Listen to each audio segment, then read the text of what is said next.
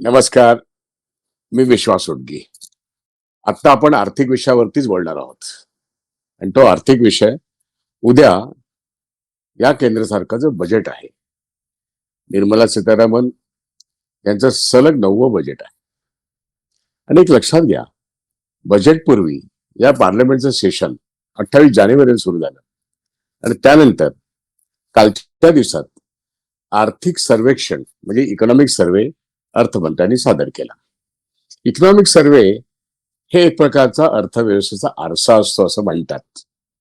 बजेटमध्ये उद्या या इकॉनॉमिक सर्वेचं प्रतिबिंब पडतात की नाही हे आपण बघूया. पण हे बजेट असो, आर्थिक सर्वे असो किंवा आत्ताची जी काही भारताची आर्थिक परिस्थिती आहे, हे कोणत्या एका संदर्भात आपण तपासलं पाहिजे. म्हणजे मी उद्याच्या बजेट नंतर काय होऊ घातलेलं आहे हे आत्ता आर्थिक सर्वेक्षणातून स्पष्ट होते. एक अतिशय डेंजरस अशी आर्थिक परिस्थिती मोदी सरकार निर्माण करू पाहते, जी आत्ताच अत्यंत वाईट अवस्थेत आहे. ही वाईट अवस्थेत आहे असं म्हणत असताना सरकार जरी आर्थिक सर्वेक्षणातून जीडीपीचे आकडे आम्ही 6.8% पासून आम्ही 7.2% एवढे आम्ही जीडीपी वाढवू, हे आकडे मागच्या वर्षी पण असे येऊन गेलेत. आणि तेव्हा तर 8.69% ग्रोथ अशी भाषा करणारे सरकार होतं. हे विमान खाली यांचं कोसळलेलं आहे हे आपल्याला सगळं दिसतंय.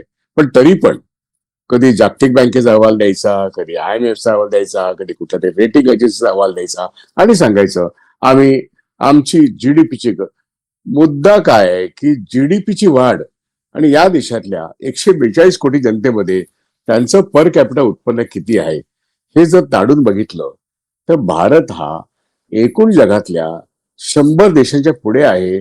दरडोई उत्पन्न आपण अत्यंत कमी आहोत. आणि म्हणून आपल्या जीडीपीच्या वाढीला कवडी मात्र किंमत नाहीये.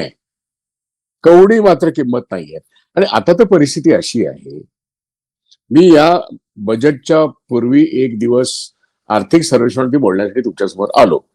पण ट्रम्पने जी काही दादागिरी केलेली आहे, दांडगाई केलेली आहे, ते अनेक ठिकाणी दिसते जगभर. त्याचा एक परिणाम भारतावरती 50%चा ज्याला म्हणतो आयात कर लावलेला आहे, टॅरिफ. आता ट्रेड वॉर हे सुद्धा वॉरच आहे आणि टॅरिफ हे त्यातलं एक शस्त्र आहे. आणि हे शस्त्र घेऊन कधी 25%, कधी 50%, कधी 100%, तर कधी 500%, त्यांच्या समोरचा जो देश आहे ना त्या देशाला वाकवण्याकरता आणि अमेरिका आपल्या टर्म्स वरती त्यांना मंजूर करून घेण्याकरता किंवा मजबूर करून घेण्याकरता अशाचे टर्म्स आणतात. आणि तरीही भारत वाटाघाटी करतोय अमेरिकेबरोबर. आणि आजचं जर तुम्ही आर्थिक सर्वेक्षण जर बघितलं तर आर्थिक सर्वेक्षणाच्या आधी एक म्हणजे सेक्रेटरी जे आहेत आपले इकॉनॉमिक सेक्रेटरी जे नागेश्वरराव पण त्याचं नाव आहे, संपूर्ण दशकभरामध्ये आपण वाढीचा वेग अत्यंत क्रायसिस संकटग्रस्त वातावरणातून पुढे जाऊ की नाही अशी शंका ते व्यक्त करतायत. आणि दशकभराचं संकट आर्थिक सर्वेक्षणावरती लिहितायत. बघा आज 26 आहे, 36 पर्यंत हे दशक जगभर अत्यंत संकटमय असेल. आणि याचं कारण अमेरिकेचा अध्यक्ष, त्याचं टॅरिफ वॉर आणि विविध देशांची होणारे ज्याला म्हणतो FTA फ्री ट्रेड अग्रीमेंट्स याच्या परिणामी काय काय होऊ शकतो याचा एक अंदाज घेऊन आपला इकॉनॉमिक सर्वे त्यांनी बनवलाय. या इकॉनॉमिक सर्वेमध्ये बऱ्याच गोष्टी जे एरवी बजेटमध्ये फुलोरा असतो तसा इथे नाही, पण इथे ज्या गोष्टी त्यांना करायच्या आहेत त्याचं पूर्ण इंडिकेशन मात्र त्यांनी दिलंय. आणि म्हणून बजेट कसं असेल याचा एक आपल्याला इंडिकेशन मिळतं. काय धोक्याच्या घंटा आहेत. धोक्याची गोष्ट अशी आहे की या बजेटमध्ये आत्ता जर तुम्ही बघितलं असेल की 5 फेब्रुवारीला मी IDBI बँक विकणार आहोत, ही आजची ठळक बातमी आहे. म्हणजे गेल्या 2 महिन्यामध्ये आम्ही हे विकू शकत नाहीत म्हणून आम्ही या वर्षाच्या मार्च नंतर याची प्रक्रिया सुरू करू असं सरकारने स्वतः जाहीर केलं. आणि आता आज जाहीर करतायत की आम्ही 5 फेब्रुवारीला जे 3 लोक IDBI विकत घ्यायला तयार आहेत, एक कॅनेडियन म्हणजे जो छड्डा नावाचा येणार आहे, ज्याची ही फेअरफॅक्स नावाची बँकेची कॅनडामध्ये. नंबर एक.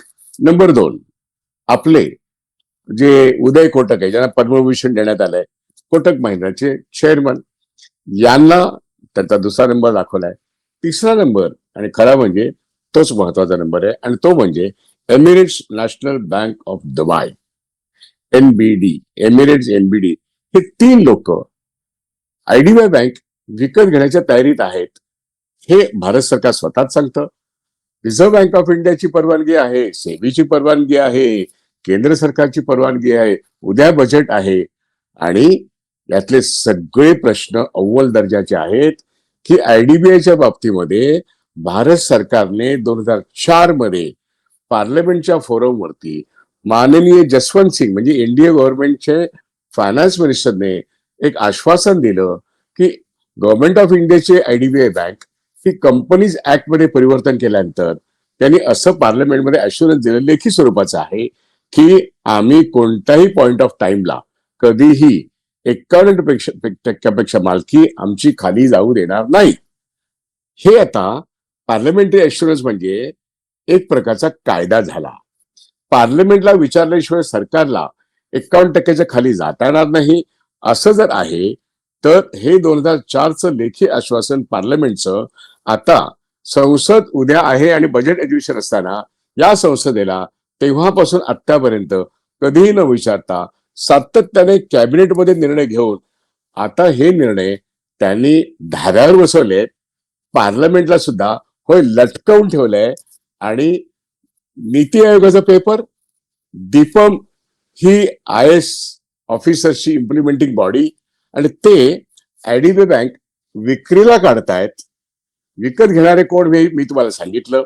विक्रीला कशाच्या अंतर्गत काढतायत? 2023 मध्ये बजेटमध्ये फायनान्स ऍक्ट मध्ये त्यांनी एसेट मोनेटायझेशन पाईपलाईन नावाचा एक भाग मंजूर करून घेतला. म्हणजे ज्या तोट्यातल्या संस्था आहेत त्यांच्या असेट्स, पब्लिक असेट्स, त्या आम्ही विकू, त्याची निर्गुंतवणूक करू. आणि ती निर्गुंतवणूक कशासाठी करायची? ती विकून पैसे जमा करून काय करायचं?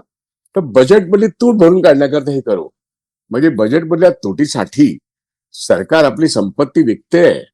सांगायला ठीक आहे की तोट्यातलं, पण चक्क सर्व फायद्यातल्या सार्वजनिक क्षेत्रातल्या कंपन्या त्या विकायला काढल्या गेल्या, असं आपण 23, 24, 25, 26 म्हणतो. आणि आता तर आयडीबीआय बँक विकायला काढली आहे. आयडीबीआय बँकेमध्ये मालकी दोघांची आहे. भारत सरकारची मालकी आहे ती साधारणपणे 46-47%. लाईफ इन्शुरन्स कॉर्पोरेशन जे भारत सरकारचाच अंगीकृत व्यवसाय आहे, ज्याच्यामध्ये आता 100% एफडीआय सरकारने हिवाळी अधिवेशनात कायदा पास करून घेतलाय, त्या LIC कडे 49% मालकी आहे. म्हणजे दोन्हीकडे भारत सरकारची मालकी जर बघितली तर ती 95, 96, 97% पर्यंत जाते. आता यातली भारत सरकार आणि LIC दोघेही 30% ही डिसइन्व्हेस्टमेंट करणार, आणि त्यातून नाही म्हटलं तरी दोघे मिळून 73,000 कोटी रुपये या प्रक्रियेमध्ये मिळवणार.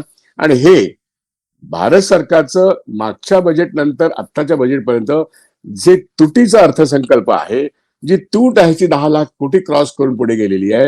ही तूट काही प्रमाणात तरी भरून काढण्याकरता म्हणून पब्लिक असेट्स विकण्याची प्रक्रिया म्हणजे आत्मघातकी प्रक्रिया आहे.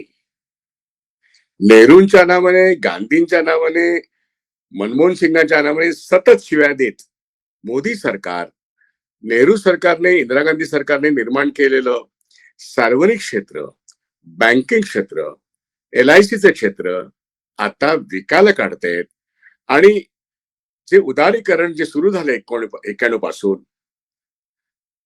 पासून सुरू झालेली गोष्टी 2004 पर्यंत एनडीएचा एक टर्म पूर्ण झाला.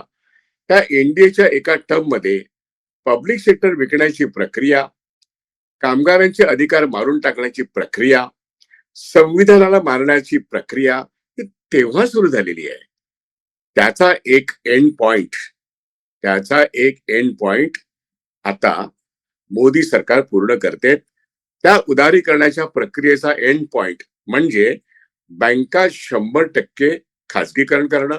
खाजगीकरणाची प्रक्रिया म्हणजे केवळ डिसइन्व्हेस्टमेंट नाही, हे केवळ काही कॉर्पोरेट भारतातल्या लोकांना बँकांमध्ये स्टेक वाढवायला देतात असंही नाही. तर मी मगाशी 3 ज्या विदेशी संस्था सांगितल्या, यांच्याकडे आयडीबीआय बँक सोपवणं आणि त्याचबरोबर उद्या बजेट आहे आणि काल जो काही एक इकॉनॉमिक सर्व्हे आलेला आहे, त्या इकॉनॉमिक सर्व्हेमध्ये अत्यंत घातक गोष्ट आलेली आहे. ती म्हणजे की भारत सरकारच्या सगळ्या पब्लिक सेक्टरमध्ये सार्वजनिक क्षेत्रातल्या कंपन्या ज्या आहेत, त्याच्यामध्ये कंपनीज ऍक्ट मध्ये गव्हर्नमेंट कंपनीची जी काही एक डेफिनेशन आहे, ती डेफिनेशन बदलून टाकायची आणि भारत सरकारची 100% मालकी जी आहे किंवा आता 51% जास्त जी मालकी आहे, ती मालकी स्वतःकडे म्हणजे भारत सरकार स्वतःकडे 26%च ठेवेल. हे 26% म्हणजे काय? तर कंपनीज ऍक्ट 1956 जो 2013 ला दुरुस्त झाला, त्याप्रमाणे तुमची 26% ही 26%ची मालकी आपल्याकडे पूर्ण मालकी राहू शकते, अशी सरकार तजवीज करणार. हे बोलायला ठीक आहे, पण ज्या वेळेस भारत सरकार स्वतःच्या कंपन्या आज 100% मालकी असेल, तर 74% विकून टाकणार, 26% स्वतःकडे ठेवणार. तुम्ही विचार करा, ट्रम्पच्या दादागिरी पायी आज जगभर अनेक अर्थव्यवस्था उद्ध्वस्त होत आहेत. ही जी काही खेळी आहे ना, की भारत सरकारने स्वतःच्याच उद्योगातून बाहेर पडायचं मालकी हक्कातून आणि स्वतःकडे 26% ठेवायचं. यांचा दावा आहे की आपण संपूर्ण सार्वजनिक क्षेत्र कव्हर करू आणि आता हे सार्वजनिक क्षेत्र 74%ने डिसइन्व्हेस्ट करून त्यातून आपण कमाई करू. जसं LIC, आयडीबीआय याच्यातून मालकी हक्क काढला तर आता 73,000 कोटी मिळतील. LIC मधून जवळजवळ आता 100% एफडी तर येणारच आहे, पण आता भारत सरकार स्वतःची मालकी बाजारात विकून काही हजार कोटी मिळवणार आहे. अशा तऱ्हेने त्यांना साधारणपणे 10 लाख कोटी रुपयाची तूट भरून काढण्याकरता ही पब्लिक असेट्स म्हणजे विशेष करून वित्तीय क्षेत्र विकायचंय. हे माझ्या दृष्टीने देशाच्या अर्थव्यवस्थेला नख लावणार आहे. स्वातंत्र्यानंतर पंडित जवाहरलाल नेहरू आणि त्यानंतर प्लॅनिंग कमिशन म्हणा किंवा इंदिरा गांधींनी ज्यावेळेस सत्ता हातात घेतली, त्यावेळेस public sector shall have the commanding heights over the economy हे सूत्र स्वीकारलं आणि शेती व्यवस्था, उद्योग आणि म्हणजे सेवा क्षेत्र याच्या बळकटीकरता सार्वजनिक क्षेत्र बळकट केलं आणि त्याकरता स्टेट बँक ऑफ इंडिया सकट सगळ्या बँकांचं राष्ट्रीयकरण. 55 साली state bank of India, Imperial बँकेतून आपण स्टेट बँक ऑफ इंडिया निर्माण केली. आपण 56 साली LIC निर्माण केली आणि 69 साली बँक राष्ट्रीयकरण केलं. त्यानंतर 14 बँका आणि 6 बँकांचं राष्ट्रीयकरण केलं आणि परिणामी भारत देशाच्या सगळ्या अंगांना पतपुरवठा करत करत करत आपण ग्रीन रेव्होल्युशन केलं, व्हाईट रेव्होल्युशन केलं. मॅन्युफॅक्चरिंग सेक्टरमध्ये मॅक्झिमम उद्योगांना आपण प्रचंड बँक फायनान्स केलं आणि म्हणून देश मोठा झाला. काळाच्या ओघामध्ये 91 नंतर जी क्रायसिस निर्माण झाली ती डॉक्टर मनमोहन सिंगांनी अतिशय यशस्वीपणे सोडवली आणि त्यांनी हे जाहीर केलं की आम्ही डिसइन्व्हेस्टमेंट करू, पण आजारी उद्योगामध्ये, नफ्याच्या उद्योगामध्ये आम्ही 51% जास्त मार्केट ठेवू. म्हणून सार्वजनिक क्षेत्रातल्या कंपन्या असो, बँका असो, कुठेही असो, डॉक्टर मनमोहन सिंगांनी 91 मध्ये असो किंवा 2004 मध्ये सत्तेवर आल्यानंतर सुद्धा की मी नेहमी आम्ही 51% जास्त मार्केट ठेवू आणि हे ॲश्युरन्स पार्लमेंटच्या फोरमवरती आहे. असं असताना आता आयडीबीआय बँक विकायला काढणं आणि या तुमच्या इकॉनॉमिक सर्व्हेमध्ये स्पष्टपणे आलंय की भारत सरकार सर्वच म्हणजे किती जवळजवळ 79 पब्लिक सेक्टर युनिट्स मधून मालकी हक्क 100%वरून फक्त 26% ठेवेल आणि हे 26% नंतर त्याचा झिरो कधी होईल हे बघावं लागेल. भारत देश गुलामीच्या अवस्थेत नेणं हे मोदी सरकारचं धोरण आहे. तुम्ही जवाहरलाल नेहरू, इंदिरा गांधीचा किती द्वेष करा, वैचारिक लढाई चालू राहील, पण त्यांनी निर्माण केलेला देश अशा तऱ्हेने संपवणं हे देशाच्या विरोधी मोदी कृती करतायत आणि विदेशी भांडवलाच्या हुकमान्वये ते चाललेलं आहे. आणि म्हणून आयडीबीआय बँक पहिली विकली जाणं एवढाच मुद्दा नाही, तर 12 बँकांच्या 3 किंवा 4 बँका करण्याच्या प्रक्रियेमध्ये त्याच्यामधला आता 51% जास्त मालकी हक्क हा काढून घेऊन पुढच्या वर्षी या कुठल्याही बँका भारत सरकारच्या राहणार नाहीत आणि मग संपूर्ण अर्थव्यवस्थेच्या एकूणच जसा आपल्या अंगात पाठीचा कणा असतो म्हणून आपण ताठ उभे राहतो. भारतीय अर्थव्यवस्था जवाहरलाल नेहरू आणि इंदिरा गांधींनी आणि डॉक्टर मनमोहन सिंगांनी तो पाठीचा कणा जो आहे ना तो फायनान्शियल सेक्टर आहे तो उभा केला म्हणून भारत उभा आहे. मॅन्युफॅक्चरिंग सेक्टर असो, सर्व्हिस सेक्टर असो, टेक्नॉलॉजी असो, टेलिकॉम असो, ऍग्रिकल्चर असो, या सर्व गोष्टींची दखल भारत सरकारमध्ये या सर्व मोठ्या नेत्यांनी घेतली. मोदी सरकार आता त्यांची विदेश नीती फेल आहे, त्यांची अर्थनीती फेल आहे आणि आता स्वदेशीकरणाच्या नावाखाली त्यांचं जागतिकीकरणाचे गोडवे चालले नाहीत. आता ते स्वदेशीकरणाचे गोडवे म्हणतायत आणि युरोपियन युनियनशी वाटाघाटी करताना युरोपला आपला गेटवे ऑफ इंडिया करून देणं हे त्यांनी केलं. पण ह्याच्यामध्ये आपल्याला किती फायदा होतो आणि विदेशाला किती फायदा आहे याचे विश्लेषण न करता तुम्ही फक्त आम्ही सर्व्हिसेस सेक्टर ओपन करतो असं त्यांनी युरोपियन युनियनला सांगितलंय.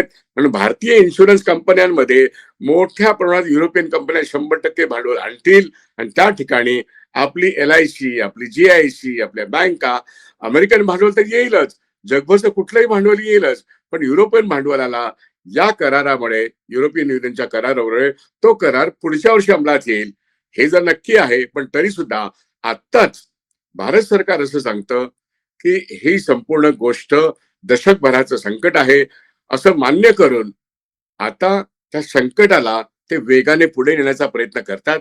काय मूर्खपणा म्हणावं या सरकारला.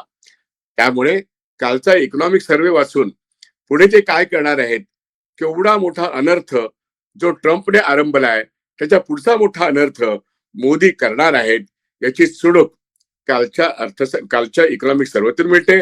कालच्या इकॉनॉमिक सर्व्हेमधून पुढच्या संकटाची चाहूल दिसते आणि उद्याच्या अर्थसंकल्पातून ही गेहरी चालून अनेक योजनांमार्फत नुसत्या योजनांची जंत्री असेल पण संपूर्ण सार्वजनिक क्षेत्र आणि बँकिंग व्यवस्था ही मोडकळीस आणणं हा त्यांचा कार्यक्रम असेल.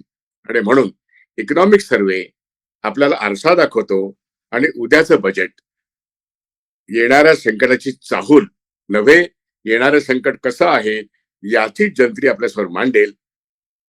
रात्र वैराची आहे, होय रात्र मोदींची आहे.